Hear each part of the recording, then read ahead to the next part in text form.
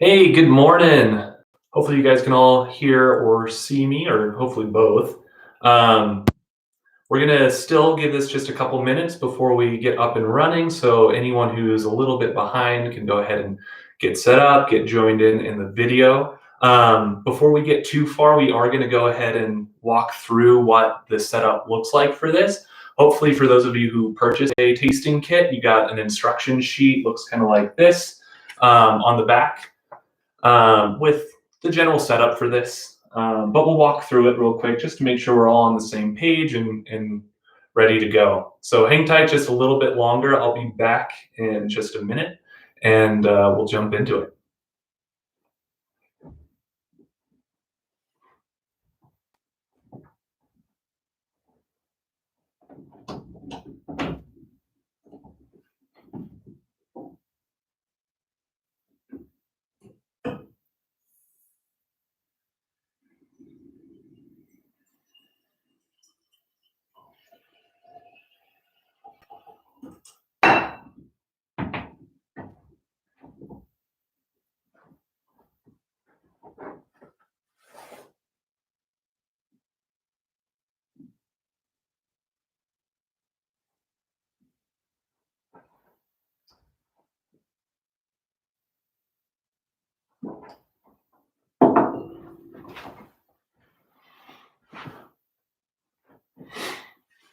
All right, so now that I've grabbed my glass of water, and we should be hopefully ready to go. A good number of you guys have already joined in.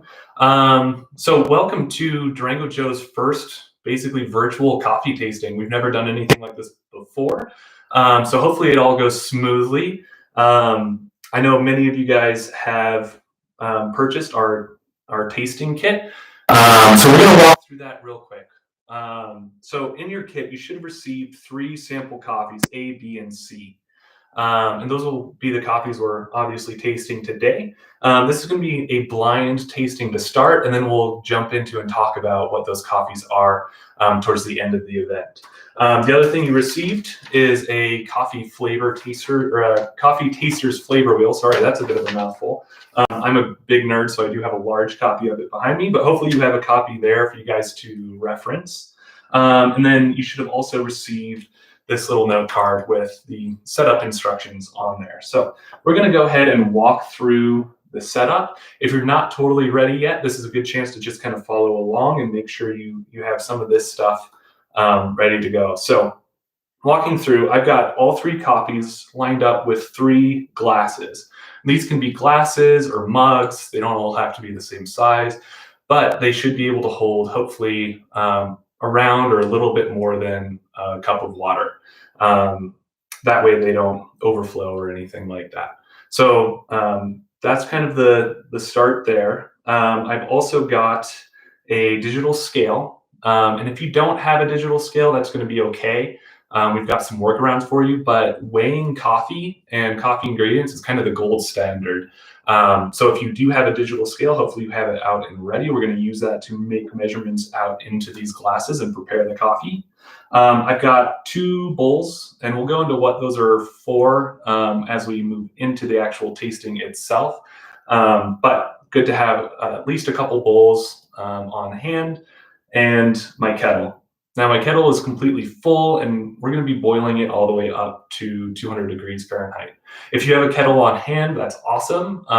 Hopefully yours can boil water or get up to 200 degrees. If not, just a rolling boil is good enough. If you're working out of a saucepan or something like that as well, again, a rolling boil will be just fine. You'll just have to be a little bit careful introducing the hot water to your glasses. So keep that in mind. And then finally, I've got my coffee taster's cupping spoon.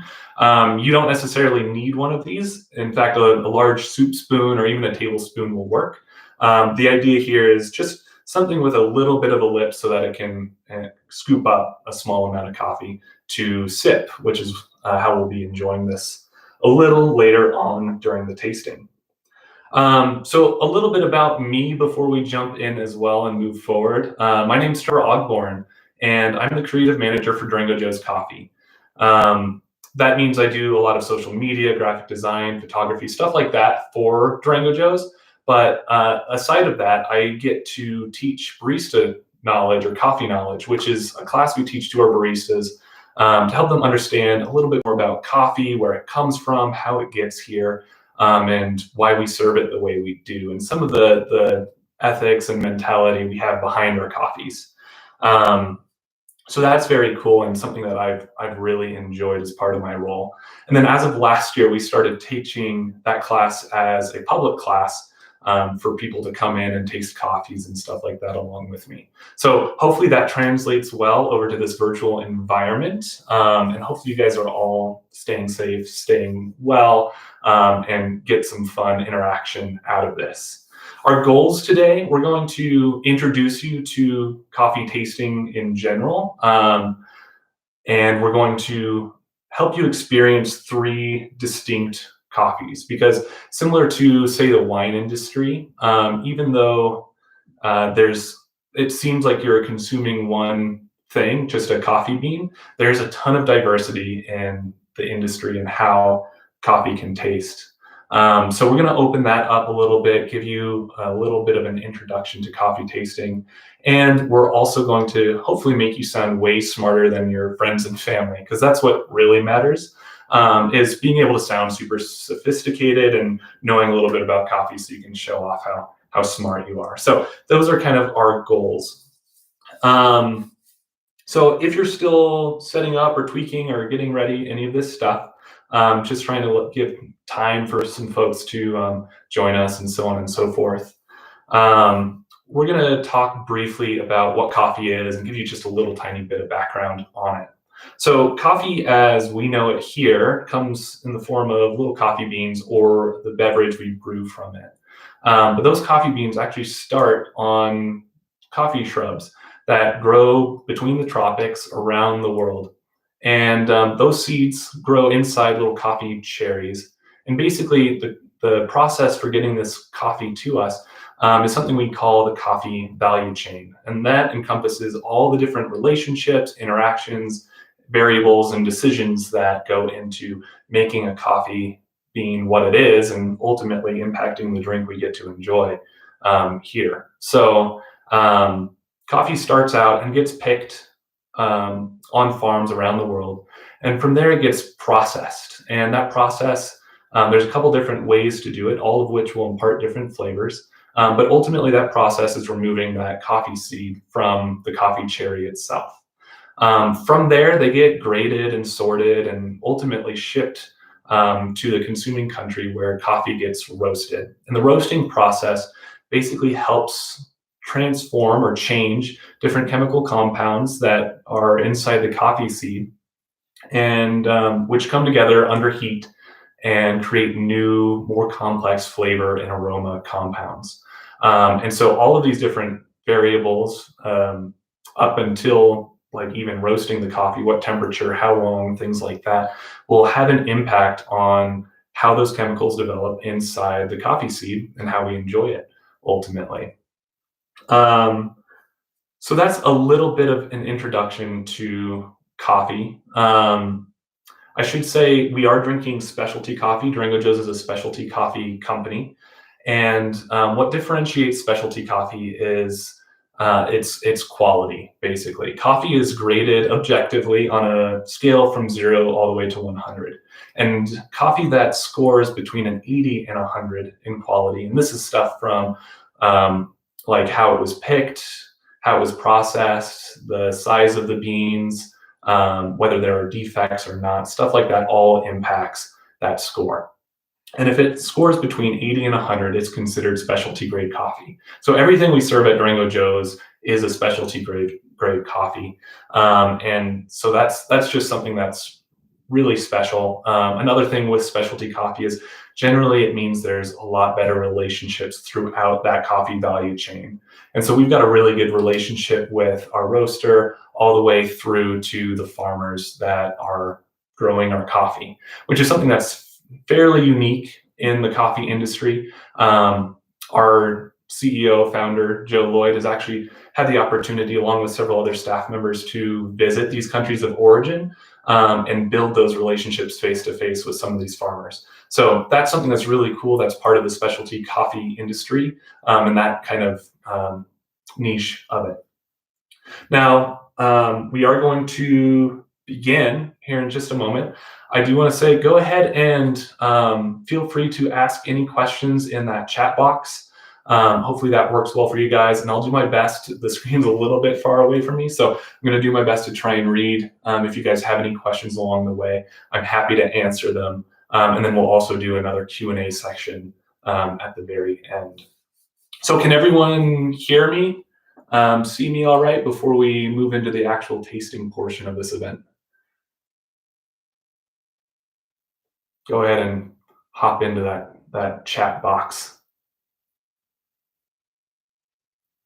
Fingers crossed.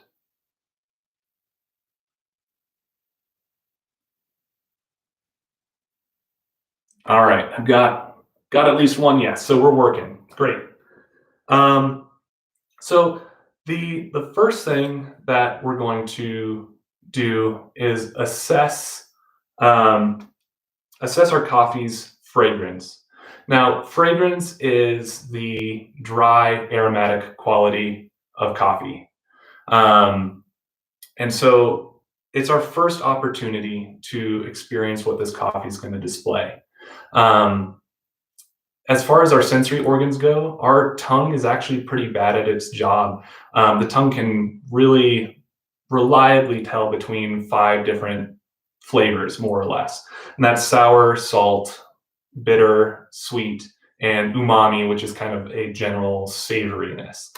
And that's all your tongue, like it has a little bit more resolution than that, but that's really what your tongue is great at deciphering between. Where all the magic happens is in your nose, which some scientists recently found can differentiate between as many as 1 trillion unique smells. So your nose is this really powerful organ that helps kind of augment your perception of flavor.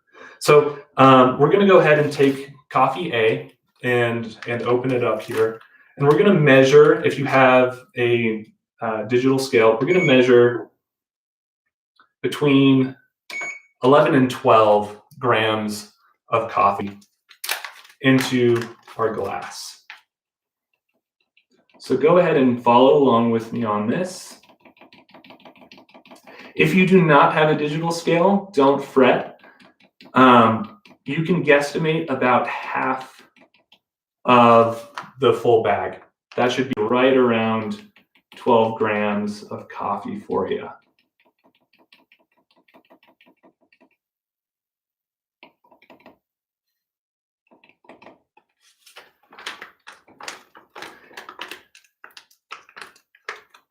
And go ahead and seal up bag A or coffee A when you're done and set that one down. And just do the same for each of your 3 glasses.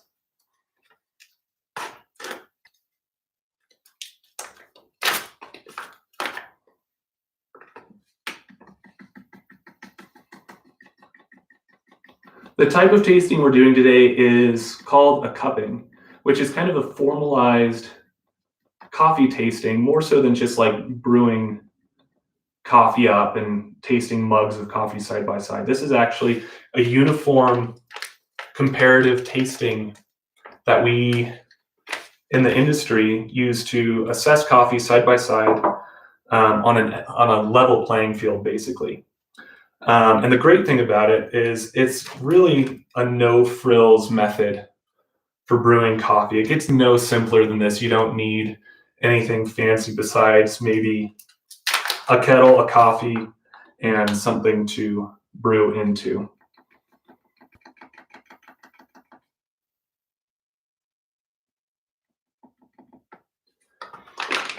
And what this does is it removes a lot of the variables of brewing coffee that may differentiate and bring out different flavors. So now that we've got all 3 out side by side, we're going to assess that fragrance. And as we do this, I want you guys to refer to your coffee taster's wheel. Basically, this is a great resource for accessing your memory banks of different flavors. and aromatic qualities that display in coffee. And how it works is this middle ring here has very kind of general or broad tasting notes. So if we read into it, there's like fruity or green and vegetative, roasted, spices, nutty, cocoa. These are all more broad tasting notes. And as you move out in this coffee taster's wheel, they break down into more specialized, more unique, um, basically flavors, all the way out to that outer circle where you are trying to differentiate between dark chocolate or regular chocolate, between hazelnut versus peanut versus almond, cherry, pomegranate. So this thing branches out and can become very specific. Now, it does take a lot of practice to access your kind of memory bank of flavor and see it through to those specific flavors. So today we're really going to be focusing on that center area in our descriptors. And I invite you guys to, as we go along, comment in that chat box if there's certain things you're picking up, and I'll kind of prompt you guys, and we'll talk about coffee A, coffee B, and then coffee C, and we can see if there's some themes that we're picking up in terms of their aroma. But I should say, don't feel bad if nothing's jumping out at you, especially if you're a first-time coffee taster with us today. It, again, takes a lot of practice to develop the ability to kind of differentiate and put language to some of the specific flavors we're picking up on. So if there's just a couple of you guys participating, try and stay coffee for coffee. If there's more of you guys, feel free to each of you kind of be responsible for one glass of this. But ultimately, I want you all to try and taste, or I'm sorry, smell at this stage, these dry coffees. So starting with coffee A, get your nose way down in it and just breathe in gently through your nose. See what sort of qualities this coffee might have. And before I say anything about coffee A, let's go through and just try the fragrance, smell the fragrance of all three coffees. If you do have a pen and paper handy, you may want to, or like a sticky note even, you can start writing stuff down on each of these. So you kind of have a written record of what you enjoyed, maybe didn't enjoy, stuff like that. But we're going to go ahead and just kind of move through the fragrances of each of these. Going between coffee A and B, you should notice a huge difference, hopefully. There's some very different things going on, and we're going to talk about those in just a minute. But before we do that, I'm going to go ahead and give coffee C a good smell. So your nose is the entrance hall to tasting. So hopefully that gave you kind of a good idea. At this stage too, go ahead and start boiling your kettle, turn that on. Again, mine's set to 200 degrees Fahrenheit. That's how hot I'm going to try and get it to. If yours doesn't go that high, especially if you're at higher elevations, that's totally fine. Just get it up to a nice rolling boil, and we're going to let it go up there. So let's talk a little bit about what we're smelling in coffee A. Does anyone have anything they picked up on for coffee A? Go ahead and hop in that chat box, and we'll see if there's some common themes there.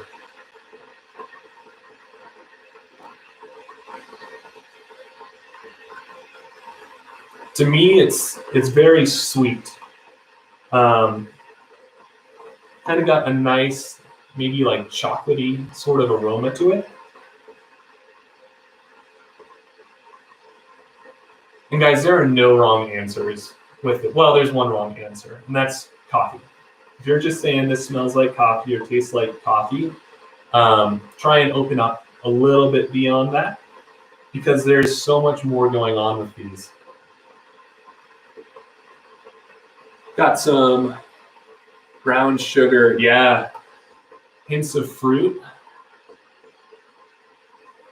Very nice. Another thing I should mention about the coffee flavor wheel is it is color coded, And as one of our viewers, I'm sorry I can't read your name, it's too small on the screen over there. But you say it's close to the brown sugar area for you guys.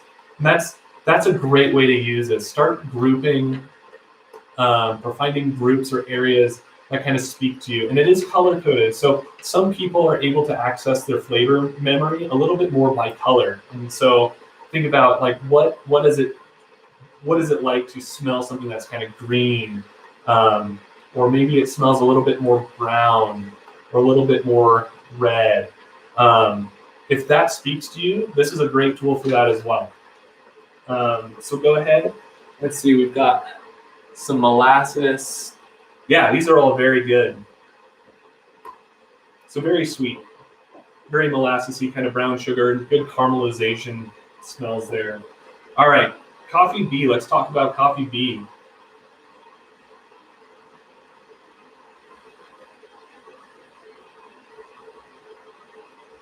Again, very different, very distinct. Got some raspberry. I love it. Yeah, it takes me straight over to that fruity section of the taster wheel. It's got those berry notes. I love raspberry, blast of blueberry. I think that's right on point. It's right in that berry group.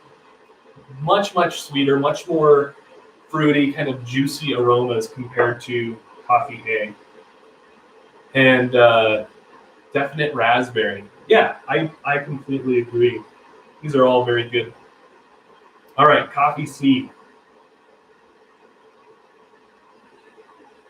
This one, again, very distinct.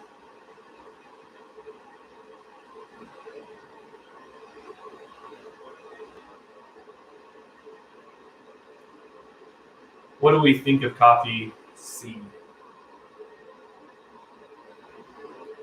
To me, it has some very dark, smoky. That's a really good descriptor for this.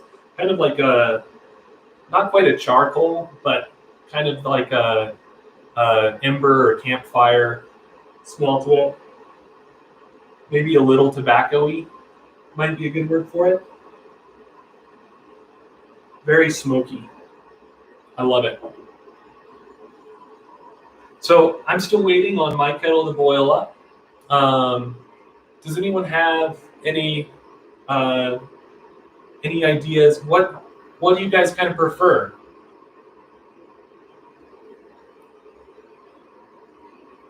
Is any one of these standing out to you specifically?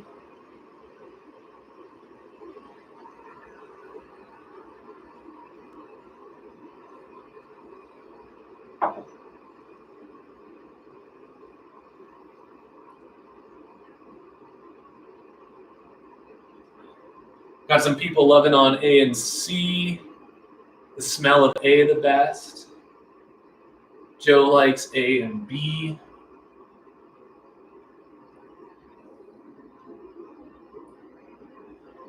Very nice. Yeah.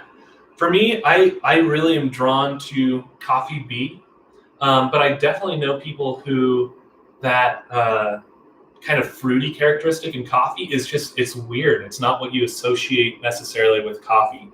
But to me, it's really fun. It's really playful. Coffee A is smelling just very nice, balanced. It's kind of like a cup of coffee you might want to just have every single day. Less bold. It's going to be like a kind of a punchy in the face kind of coffee. All right, I'm almost up to boil. So we're going to go ahead and I've got my two bowls here. Again, these can be large mugs or anything like that. But one of these I'm going to kind of set near where I'm tasting at. And we're going to put some boiling water into this so that we can dip our tasting spoons in that boiling water to A, sterilize, but B, also wash it off so that we don't cross-contaminate between our three coffees. But now that I'm basically up to temperature, I'm going to set this over on my scale, and I'm going to add 200 grams of boiling water to this glass. And I know because of the size of this glass, it's going to take me right up to the rim. So I don't have to worry too much on my end. But if you've got a mug that's maybe a little bit bigger, or a glass that's a little bit larger than that, try and go for the 200 grams or 200 milliliters, they're the same, of water. If you don't have a digital scale, it's going to be just under a cup of boiling water. So about 7/8 cup of boiling water to that. So we're going to add these, and that's going to begin kind of the brewing process. The trick here is to make sure all of the coffees, all the coffee grounds are wetted so that they're all participating in the brew.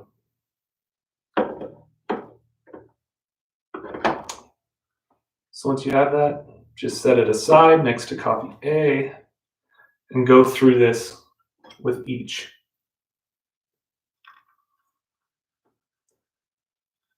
So kind of the next stage of the tasting is aroma, which sounds like it should be the same as fragrance, but it refers to the wet smell of coffee. Once you add boiling water to the coffee grounds, it starts breaking up the cellular structure of those coffee grounds, and it starts dissolving all of those flavor compounds that develop during the roasting of the coffee, and starts dissolving that into the water, as well as caffeine and everything else that coffee has going for it. So now that these are brewing, I'm going to set a timer for 4 minutes. But this is a great opportunity to get your nose down in there. Excuse me as I pull up my timer. Get your nose down in there. You don't want to dip it in, but get a whiff of the aromatic quality of these coffees. And I should say it's going to be very similar to the fragrance, but it may be a little bit stronger, or certain aspects of it may now be a little bit more prominent than before. As that cellular structure kind of breaks down, it's releasing everything, and it's coming up in the steam off of these cups. And so you should be able to smell a little bit more. So get your nose down in there and start smelling each one side by side.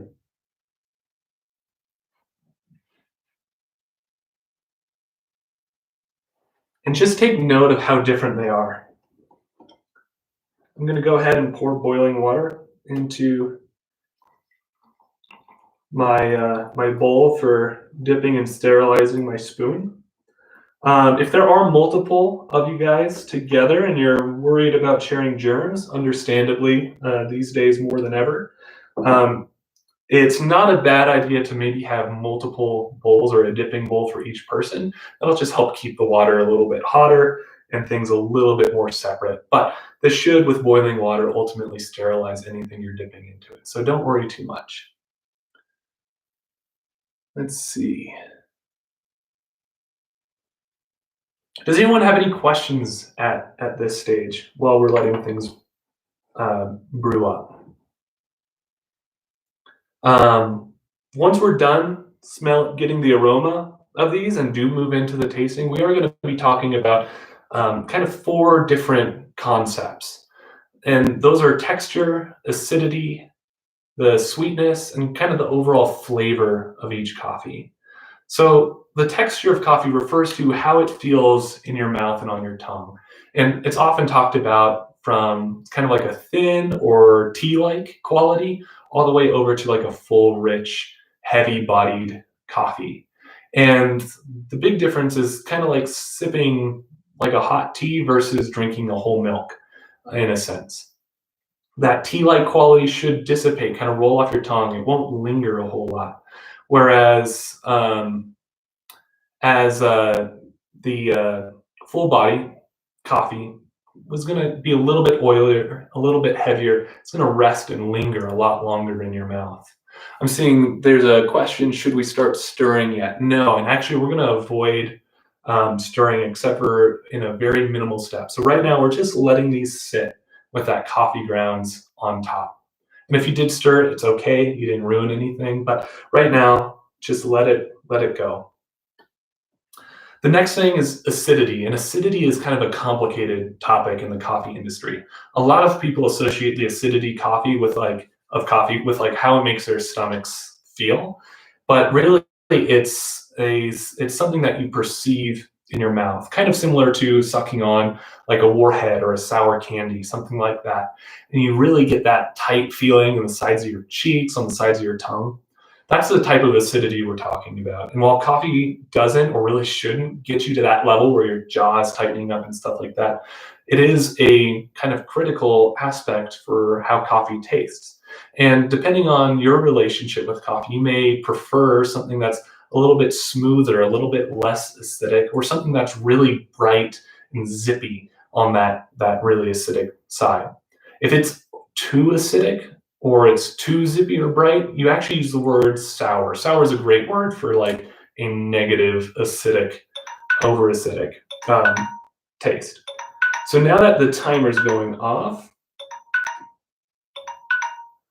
we're going to move into that next step, which is going to be breaking the crust of the coffee. And in this step, we're going to basically push aside that crust that's formed on top, and that's going to release a final burst of aromatic kind of quality as the steam and all that stuff has built up under that crust. So how it works is you're going to take your spoon and you're going to want to get your nose real close. And if there's multiple of you tasting, go ahead and each of you pick a glass to be in charge of for this. But you're going to get your nose real close and you're going to take your spoon and you're going to just dip it in and brush that crust away, breathing in deeply. And then you give it 3 kind of gentle swirls to break up that crust. And ultimately, that's going to help start the coffee sinking down and kind of settling in there. So dip your spoon between glasses. If you're going between glasses, you don't want to cross-contaminate. And just do each one side by side. Taking note again at those aromatic qualities. You should see kind of a nice rich foam appear on top of the glass.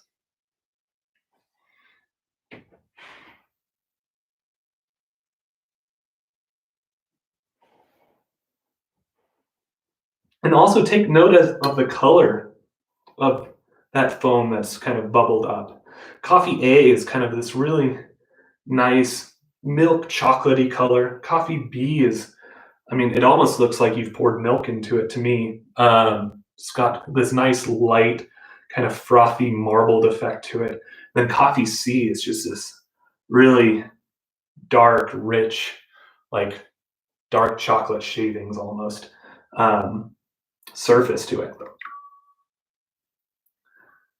So these are going to cool just momentarily while I finish talking about sweetness and flavor. So sweetness in coffee isn't the same as like table sugar or sweetness in the traditional sense, but coffee does develop compounds that have a sweet quality to them. And so the great thing about brewing and tasting in this method is we're not adulterating these with milk or sugars or anything like that. And it's really allowing our palates to try and take in and assess some of the sweetness of these coffees. And sweetness is going to it's going to be more subtle than maybe you're used to. And it's not going to be, again, traditionally sweet as you might associate it. And then finally, the overall flavor. The flavor of the coffee is all of these elements coming together from like, is it salty? Is it a little bit more sweet? Is it a little bit more sour? Things like that, what you're picking up in your tongue, augmented with everything that's going on with your nose. Now, the final step before we taste is we need to just scoop off any stuff on the surface. And we want to be very gentle because all of that coffee has settled down to the bottom and we don't want to disturb it and pick it back up so that we wind up sipping it. So what you're going to do is you're going to gently take your spoon and just slowly skim the surface, removing any of those bubbles, removing anything that's floating, and put it into your other empty bowl or mug that you have set aside. Basically, you want to expose the surface of the liquid, which in this stage is technically called a liquor, even though it's not alcoholic. We're not that crazy on a Saturday morning. So it doesn't have to be perfect, just get enough out of the way so you don't have any big floaties going on in there.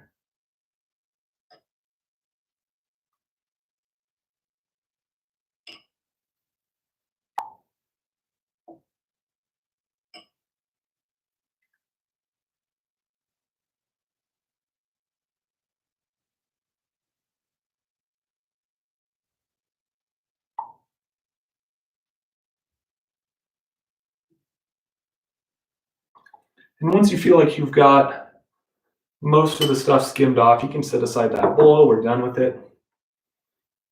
Give your spoon a good dip. And we're going to taste. Now, tasting is we have like a specific technique for it. And I'm afraid it's not entirely flattering, but there is purpose to it. So first, I will quickly demonstrate it and then explain to you what the goal is. And then I invite you guys to start tasting coffees A, B, and C side by side to start seeing what the differences are. So you just take a tiny bit so that there's just a small amount resting in the bottom of your spoon, and you slurp it violently, like super loud. You should be disturbing the neighbors violently. And the idea is you kind of filter it through your lips and your teeth so that it sprays the back of your mouth. And the reason we do this is A, it evenly coats your tongue front to back, but B, it also helps aerosolize almost the coffee particles, and those go up into your retronasal cavity, which is where your nose and throat kind of meet.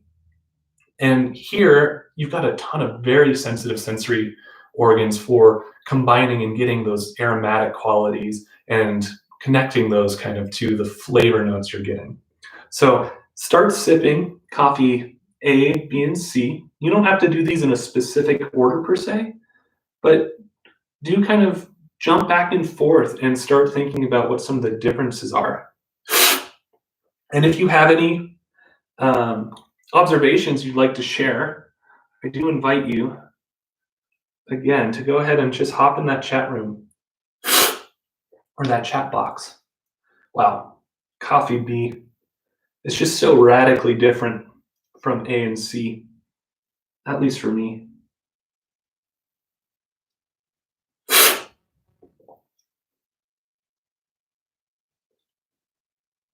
So to me, coffee A, get another sip, kind of has a nice medium body to it. It doesn't just dissipate like tea might, but it doesn't linger or doesn't feel super heavy body on my tongue.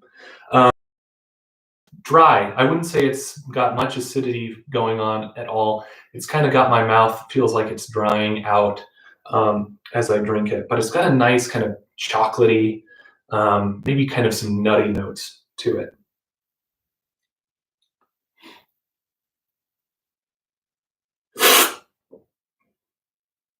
I want your slurps to be so loud I can hear them all the way here in Durango.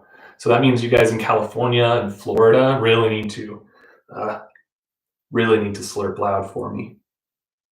Coffee B. See, coffee B is a lot more like what I'm talking about with a tea-like sort of body. It's got really nice clarity and it just kind of runs and dissipates. It's kind of a little bit thinner, but it's got such a juicy, flavorful like characteristic to it. A lot of you guys brought up like blueberry and raspberry and stuff like that notes. This has all of that going on as I sip it. It's just very juicy, very, very pleasant. Where coffee A kind of dried my mouth out, coffee B really kind of makes me salivate a little bit. That's a unfortunate way to describe it, but it's true. It makes my mouth kind of water a little more. And then coffee C.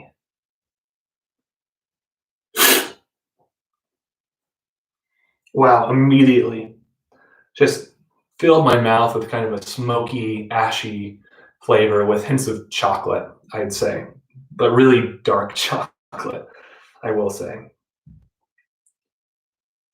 So what did you guys all think of coffee A?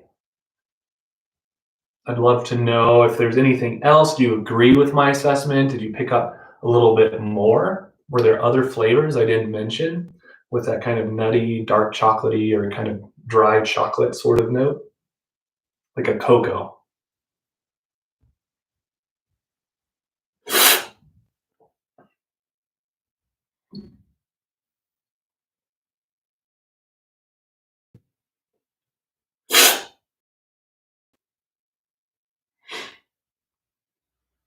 Yeah, it's like coffee C is almost like sipping on a campfire. It's really bold. It's kind of a coffee you might like right now fire on a camping trip. Something that's gonna really wake you up, really be bold in your face.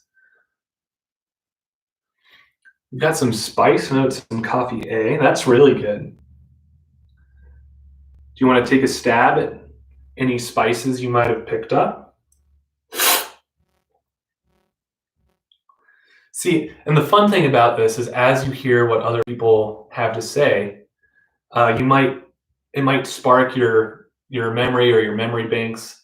Might give you the opportunity to look for certain flavors. So I love that. I am getting kind of a spice. I want to say kind of like a warm spice quality to it. Coffee A seems the most traditional. I think that's a really fair assessment. I think coffee A is a really nice kind of medium roast, something that you might drink on the day to day.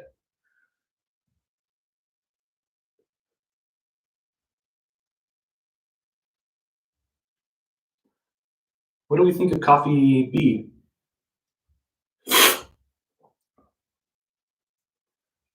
To me, it's again, I've said it over and over again. I know, but it's very juicy. It's got, I would even say, yeah, definitely kind of some blueberries, some blackberry notes to it.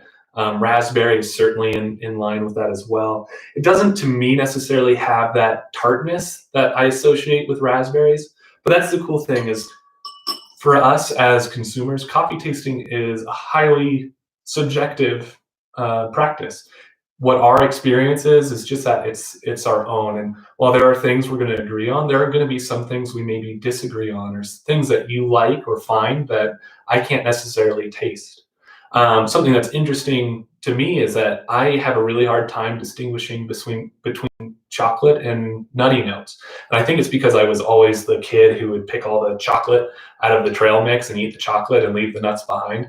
So my memory of those flavors is very much intertwined, and I don't have as much robust kind of memory of different kind of nutty flavors. So I want to invite you guys to really like enjoy all of these with no judgment and share what you're finding. Let's see. B still has that blueberry taste. Yeah, it comes through super clear, but it isn't as strong as you would have thought because of the smell. Yeah, I think that's totally fair. I think the aromatic quality of that blueberry is really, really strong. And so when you're smelling it, it hits you really strong. And that's what comes through most clearly. But when you're tasting the coffee, you're suddenly getting all these other compounds and flavors and things like that from that coffee bean that maybe weren't as aromatic, but certainly had a big impact on your tongue. And so they balance each other out. So you're not just drinking like a blueberry smoothie, basically. That's very interesting.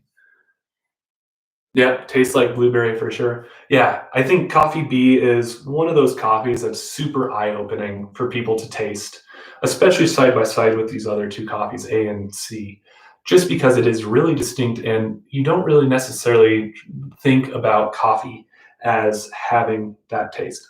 I should say all three of these coffees are not treated with any sort of sweeteners or coatings. Sometimes when you buy like a French vanilla coffee from the store, it has a flavored coating or an oil or something like that mixed in it. These are the natural flavors of these coffees, completely unadulterated. So it's really cool seeing that kind of diversity of flavor. And then coffee C, let's talk about that one a little bit now that we've had time to sip it and try it side by side. I mean, I get, especially now that it's cooled, a lot of kind of tobacco sort of flavors from it. And it still has that really bold, kind of sweet chocolatiness to it on the back end, but it's hiding. That I would say dominantly this is a very smoky, kind of ashy coffee. What did you guys think about coffee C?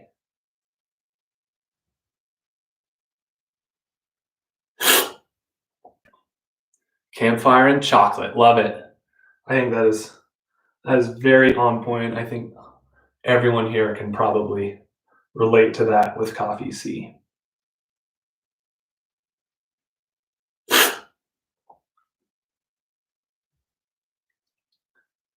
It is interesting as coffee cools, it's like core flavor really comes through. It's actually the reason why gas station coffee is served so hot. It's really not objectively very good coffee, high quality coffee that you're usually drinking at a gas station. But it's served very hot because heat masks flavor. It inhibits our ability to really pick out some of the richer or dark, like core flavors, I guess, of that coffee. And so as you drink like a gas station coffee, you maybe get through half the cup and it tastes just fine to you, pretty bland probably, but just fine. And then as it cools, you really start to see that quality degrade, and you really get to see what that coffee is all about. And it's usually not very good. But with specialty coffees, it's kind of cool to see which flavors really start to sing through as that coffee cools. Strong. It is very strong coffee. Got uh my dad really likes A. Yeah, A, great daily drinker. I agree. So let's talk a little bit about these coffees. I'm ready to reveal what they are. So coffee A is our anniversary blend. Now, coffee blend means it's made up of multiple types of coffee, maybe from different regions around the world, and they're chosen to come together kind of harmoniously in order to achieve a certain flavor or taste. So for our anniversary blend, it features coffee from Brazil, from the Pacific Islands, and from Central America. Its tasting notes are full chocolate, hazelnut, and I really like it because it, to me, especially as it cools, gets kind of a Nutella quality to it. That's where that chocolate kind of hazelnut comes in. This was a coffee that was special blended for us um, for our 10th anniversary in 2014, which April is our anniversary month. So happy birthday, Durango Joes, and congrats to Joe on making it another year. So anniversary blend, it's medium. Let's see, medium dark roast. So it's kind of got a little bit of those darker flavors. I think that's where, for me, the dark chocolate really kind of came in as opposed to more of a milk chocolate. But just a really good middle of the road daily drinker. It's got a little bit more intrigue than some medium roast coffees, I would say. So just a really tasty coffee. C seems, sorry, I'm trying to read your question. C seems to be a burnt malt, almost like brewing a beer. That's, yeah, yeah. I actually, my tongue really likes to gravitate for whatever reason to kind of malty, like barley kind of flavors. I completely agree. I do see that in there. That's awesome. Very good observation. Do I have a preferred brewing method for each? Yeah, we can talk about that. Let's finish talking about what each coffee is a little bit, and then I'll jump into that.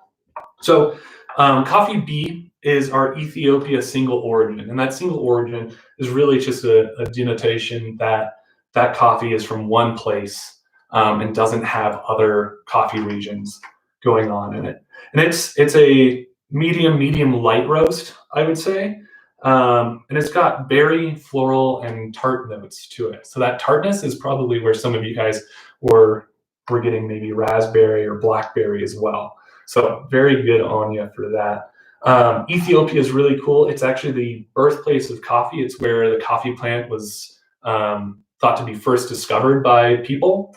And another interesting thing about Ethiopia is before they were major exporters of coffee and used coffee as a cash crop, they actually relied on blueberries. So a lot of coffee farms are actually grown on and around old blueberry farms and plantations, basically.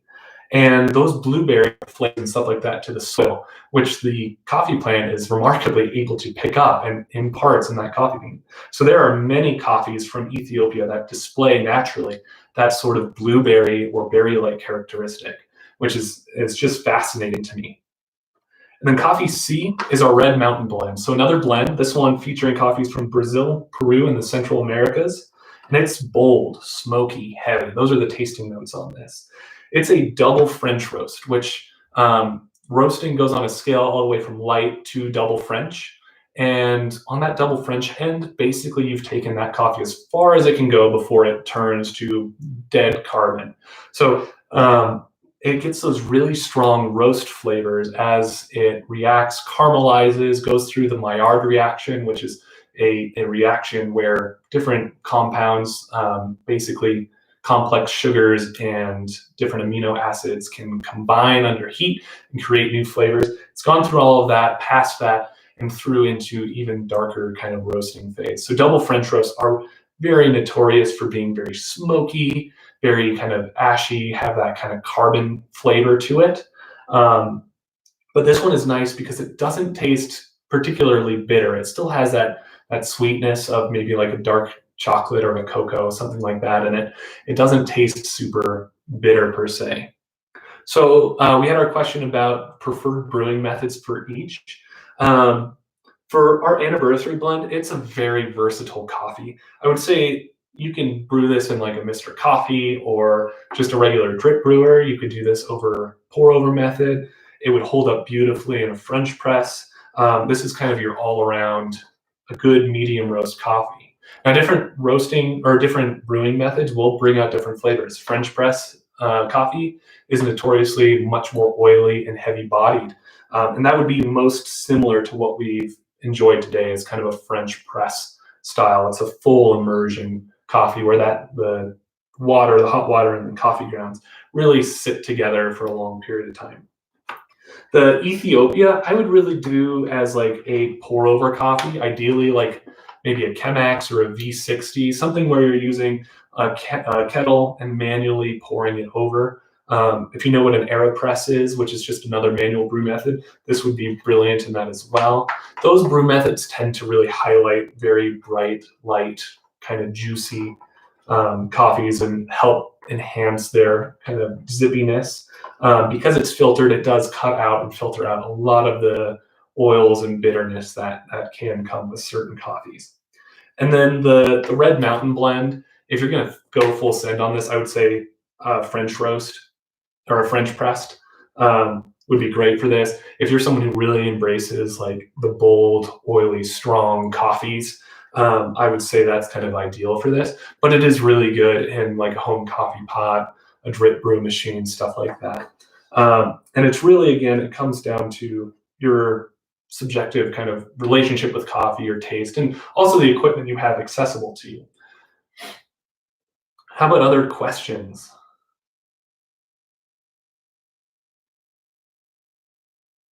There are a lot of different myths in coffee, one of which is caffeine content in light to dark roasts. And it's actually really interesting. Coffee or caffeine is a really stable compound inside coffee. And so its ability to stick around and be brewed isn't really impacted by how it's roasted. It's very stable. So it doesn't go away as darker roasts happen, which is kind of how that myth goes, is that darker roasts have less caffeine than lighter roasts. In reality, because caffeine is so stable, it's going to be similar caffeine content across a light all the way to a dark roast. What changes, though, and where this gets a little bit more complicated, is if you're measuring by volume, say with a cup or a scoop or a spoon, something like that, you're actually going to probably underdose your darker roasts and overdose your lighter roasts. And the reason is that as coffee gets roasted, it kind of expands. Think about like popcorn expanding under heat. Coffee goes through that, although not quite as dramatically, but oils inside of it build up and kind of break out and expand those coffee beans. So if you're measuring by volume, you're going to actually be able to fit less dark roast coffee into that cup or scoop than you would light roast. And so if you're measuring by volume, it is kind of true that lighter roast will give you more caffeine, not because that coffee bean has inherently more or less caffeine in it, but because simply the volume of those coffees is going to impact the dose, the amount of coffee you're able to grind up and brew with. How about more questions?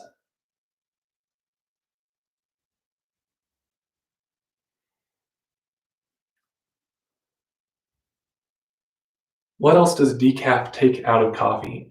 Decaf, if it's done right, which is basically a Swiss water method, is kind of the best, the gold standard for producing a decaf coffee. Really, the only thing that's coming out of it should be the decaf. And basically, I'm gonna try and make this as uncomplicated as possible for everyone. But basically, what happens with decaf, Swiss water decaf coffee, is green coffee beans are put in a solution that removes naturally all of the compounds inside that green coffee bean. So coffee starts out as a green bean. And so it removes everything from that batch. So now you have this really concentrated liquid that has everything in it. Now, from that, you can filter out the caffeine. And that's because caffeine molecules are largely a lot bigger than some of the other flavor and other compounds in there. So they run that concentrated liquid that they drew out of those green coffee beans through a filter, and it basically removes all the caffeine. And so you wind up with this really strong liquid that has got no caffeine in it. And then what they do is they introduce new green coffee that hasn't been decaffeinated yet into that liquid. And because that liquid is so saturated with everything else, but has room for caffeine, via osmosis, it draws out the caffeine from that new green coffee and absorbs it into the liquid, which then goes through, gets filtered again, and poured back out. And slowly it just draws out more and more. But because it's so saturated with everything else, all the complex sugar and amino groups and things like that, those are largely left alone in that green coffee. The only thing it's drawing out through that kind of water bath, basically, is the caffeine. So decaf coffee can't be technically 100% without caffeine, but that's how they are able to draw out all of that caffeine without really impacting the flavor.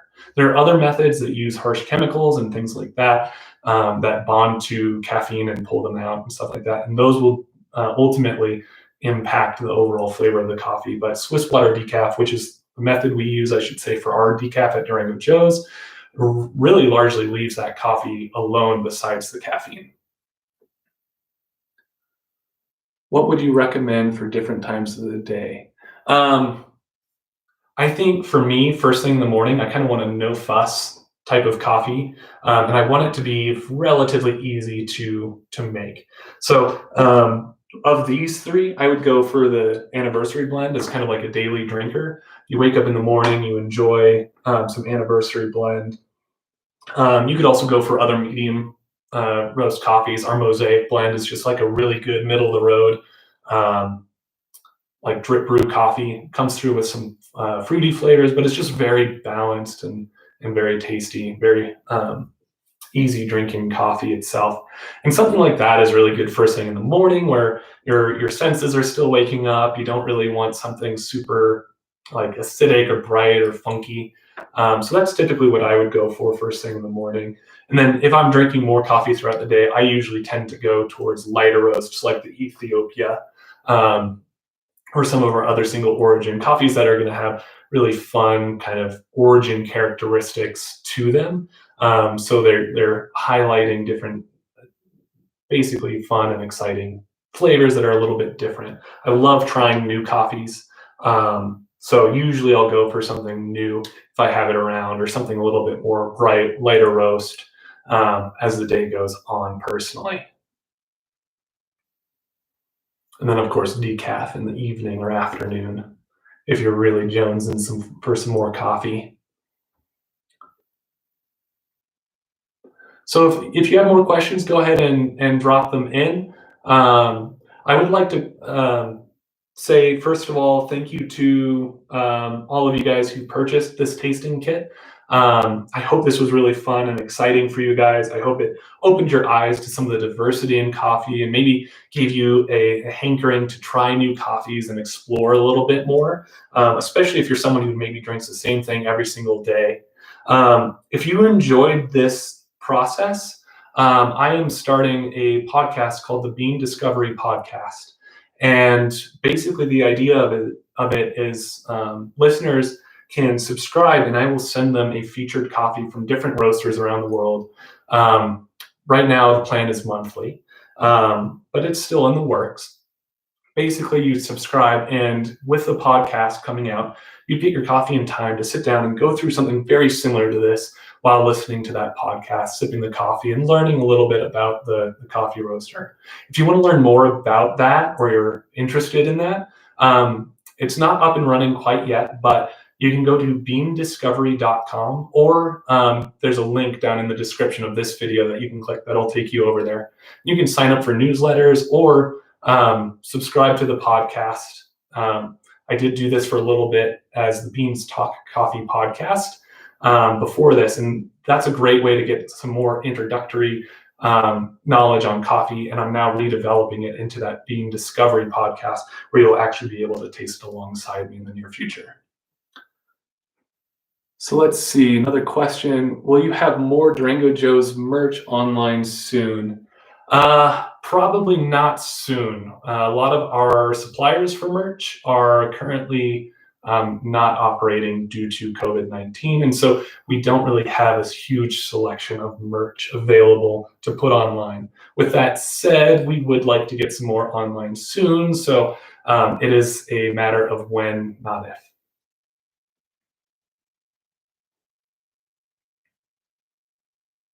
If you have any other questions, go ahead and put them in there. But let's go ahead and wrap up. You guys can get on with your Saturday. Again, I hope you really enjoyed this. If you could take a quick photo of yourself, a little selfie of yourself with your tasting kit and the people you tasted with, and send it to me, that would be awesome. I'd love to see everyone who actually got able to join in on this. You'll be receiving an email from me shortly with a brief survey that you can fill out about this experience, just to give me some feedback, especially since this is our first virtual tasting at Durango Joes, on what you liked, what could improve, and stuff like that. So please go ahead and keep an eye out for that email. I'd love your feedback.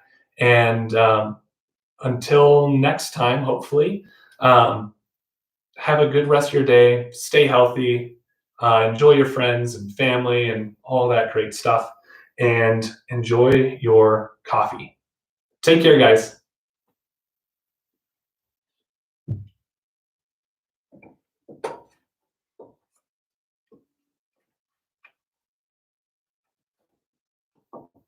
Oh, thank you, Babel Bits. Before I shut down, and actually I'm just going to clean up, so if you have more questions, go ahead and drop them in there. But on your tasting card, I just want to make sure you don't forget there is a discount code for everyone who participated and bought a tasting kit. There's a tasting card in there. If there's a coffee that you particularly liked, or you're really interested in trying something new, use that discount code at durangojoes.com, and that'll get you going. Yeah, I'm going to tidy up a little bit here. Feel free to ask any more questions if you're hanging around.